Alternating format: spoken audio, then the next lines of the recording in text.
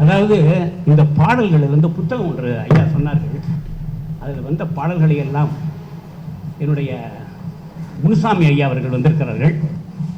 அவர்கள்தான் எனக்கு வந்து அந்த என்னுடைய கவிதைகள் எல்லாம் பிரசுரித்தவர். வளசரவாக்கம் செய்திமடல் என்ற பத்திரிகையிலே பிரசுரித்தவர். அவர் தொடுவானம் என்ற ஒரு அமைப்பை வைத்திருக்கிறார். அந்த அமைப்புக்காக நான் ஒரு பாடல் எழுதினேன். அந்த பாடலை தயவு செய்து அவர்கள் முன்னே பாடுவதற்கு நான் விரும்புகிறேன், பாடுகிறேன். தொட்டுவிடும் தூரம்தான் நீலவானம், நீலவானம், அதை தொடுவதற்கு முயற்சி ஒன்றே பாலம் ஆகும்.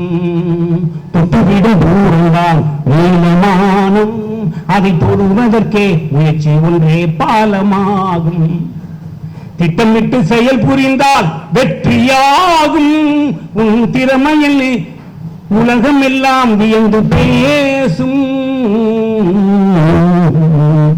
தொட்டுவிடும் தூரம்தான் நீலவானம், அதை தொடுவதற்கே முயற்சி ஒன்றே பாலமாகும். குட்ட குட்ட குனிபவனே கோழையாவான், என்ற குறிக்கோளும் இல்லாதவன் ஏழையாவான். முற்றும் துறந்த மனிதன் தானே ஞானியாவான், முற்றும் துறந்த மனிதன் தானே ஞானியாவான். முயற்சியாலே உயர்பவனே மேதையாவான். தொட்டுவிடும் தூரம்தான் நீலவானம், அதை தொடுவதற்கே முயற்சி ஒன்றே பாலமாகும். விதியை நம்பி வாழ்பவனே வேதனை அடைவான், ஒரு விடிவில்லாத வாழ்வினிலே தோல்வி அடைவான். முற்றும் துறந்த மனிதன் தானே ஞானியாவான், தன் முயற்சியாலே உயர்பவனே மேதையாவான்.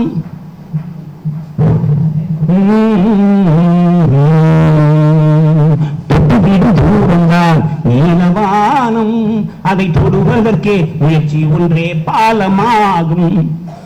திட்டமிட்டு செயல் புரிந்தால் வெற்றியாகும். உன் திறமையினை உலகம் எல்லாம் வியந்து பேசும். தொட்டுவிடும் தூரம்தான் நீலவானம், அதை தொடுவதற்கே முயற்சி ஒன்றே பாலமாகும்.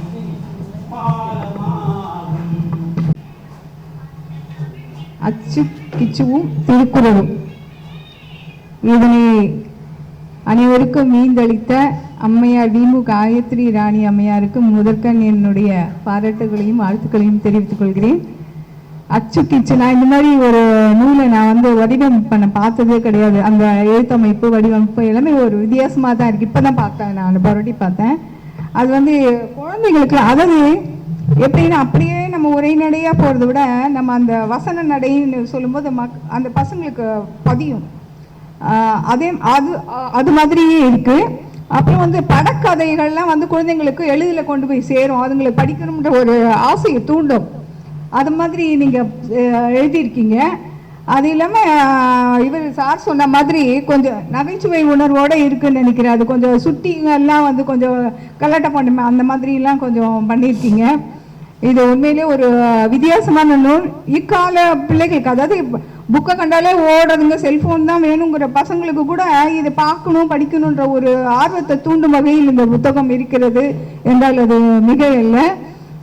இது போன்று இன்னும் பல நூல்களை அம்மா அவர்கள் இயற்றி வெளியிட வேண்டுகிறேன். அம்மாவுக்கு மீண்டும் எனது வாழ்த்துக்களை கூறி விடைபெறுகிறேன். ஏன்னா இந்த நூலை பார்த்த உடனே சொல்லணுன்றாங்க. அதாவது படிச்சுட்டு இருந்தோம்னா நிறைய பேசுவோம், அப்படி பார்த்துட்டு பேசும்போது உண்மை வரும். அந்த வகையில் அருமையாக அவங்க கருத்தை சொல்லியிருக்கிறாங்க. நம்ம முதுபெரும், அதாவது வாழ்த்த வயது இல்லை வணங்குகிறேன் சொன்ன மாதிரி, வைஷ்ணவத்தில் சொல்லும் போது இன்னொரு நூற்றாண்டு என்று சொல்லி ரொம்ப எளிமையினுடைய சின்னமாகவும் அடக்கத்தின் திருவுருவாகவும் எவ்வளோ ஆழ்ந்த சிந்தனை. அவர் நூல் பெற வேண்டும் என்று முதல்ல அவர்கள் கிருஷ்ணன் அவர்கள் குறிப்பிட்ட போது நான் மிகவும் மகிழ்ந்தேன். அது சொல்லிட்டு அவர் சொன்னார் 97 வயது என்ன. இன்னும் சொல்ல போனால் அந்த வயது மட்டும் இல்லை, நான் சொன்னேன் மேடை ஏறுவாரா அப்படின்னு. ஏன்னா நான் அங்கே போகணும்னு நினச்சிட்டு வருவேன். வெயிலில் வேற இருக்கு சார். என்ன சார்? சார் அவர் நல்லா நடப்பார் சார். அவருக்கு எனக்கு நான் அடைந்த மகிழ்ச்சி கொஞ்சம் கொஞ்சம் அல்ல. இவரை பார்க்கிற போது இன்னும் மகிழ்ச்சி அடைந்தேன். நம்ம இப்படி போன்றவர்கள் நம்முடைய வாழ்வது நமக்கு பெருமை. அவருடைய வழிகாட்டுதல் எவ்வளவு அனுபவம் இருக்கும், சாதாரணமானது அல்ல. அந்த அனுபவத்தினுடைய களஞ்சியம் ஐயா அவர்கள் பல ஆண்டுகளாக ஆசிரியர் பணியை அவருடைய பணியை புரிந்து எவ்வளவோ மாணவ செல்வங்களை உருவாக்கி இன்றும் இங்கே இலக்கிய வட்ட திருவருடைய திருவடிப்பை நான் அடிக்கடி சொல்லுவேன். 8 வயது பரிதி செல்வனும் 83 வயது செட்டியாரும் வருகிற அமைப்பு என்று சொல்லுவேன். இனிமேல் மாட்டிக்கொள்கிறேன். நம்முடைய 8 வயதிலும் 97 வயது கண்ணாடி இல்லாமல் படிக்கிறேன்.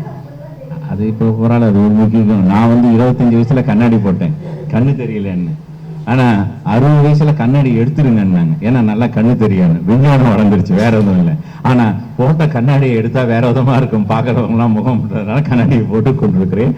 கண்ணாடி இல்லாமல் படிப்பது மிகச்சிறந்த கருத்து. அவர் உள்ளம் கண்ணாடி போன்றது, அதனால அவர் இருக்கிறான்னு சொல்லி டிஎம்எஸ் ஐயாவை எனக்கு ரொம்ப பிடிக்கும். என்னோட கருத்து, முதல எழுத்தெல்லாம் அறிவித்தாய், கல்வி செல்வம் வீரம் நீ தந்தாய், பாட்டும் பாவமும் நீயானாய், காதலியிடம் தூது சென்றது நிலவு உன்னால், அந்த நாள் ஞாபகம் வந்ததும் உன்னால், நண்பனே நண்பனே என்று அழைத்தது எங்கள் மனம் பின்னால், கண்ணனும் கந்தனும் உன் குரலில், கவிதையும் தமிழும் உன் இசையில்,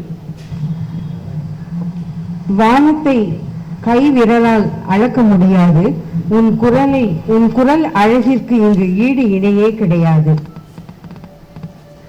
பயிர்கள் செழிக்க மழை வேண்டும், மக்கள் மனம் குளிரவே உன் பாட்டு வேண்டும், டிஎம்எஸ் ஐயா நீ எப்பொழுதும் பாட வேண்டும், பக்தி வளர்த்திடும் உன் குரல், பரவசம் ஊட்டும் உன் குரல், பைந்தமிழ் அழகு உன் குரல், பாங்காய் ஒலிக்கும் உன் குரல், இன்றும் ஒலிக்கும் உன் குரல், என்றும் இனிக்கும் உன் குரல். நன்றி, வணக்கம். அனைவருக்கும் வணக்கம். என் பெயர் கவிஞர் கிருஷ்ணன். நான் செங்காப்பட்டிலிருந்து வருகிறேன். அவையோர் அனைவருக்கும் வணக்கம். சுமக்கும் பூமியை பார்த்தாய், உன்னை சுவைக்கும் பூமியும் பார்த்தாய், இரவாய் பகலாய் மாறியும் நீ இருக்கும் இடம் மாறாமலும் இயங்கும் பூமியை பார்த்தாய், உலகை இயக்கும் பூமியும் பார்த்தாய், சுமக்கும் பூமியை பார்த்தாய், உன்னை சுவைக்கும் பூமியும் பார்த்தாய், இரவாய் பகலாய் மாறியும் நீ இருக்கும் இடம் மாறாமலும் இயங்கும் பூமியை பார்த்தாய், உலகை இயக்கும் பூமியையும் பார்த்தாய். பூமியின் அச்சு எங்கே போய் பார்த்தாயா? புரட்டி பார்த்தாயா?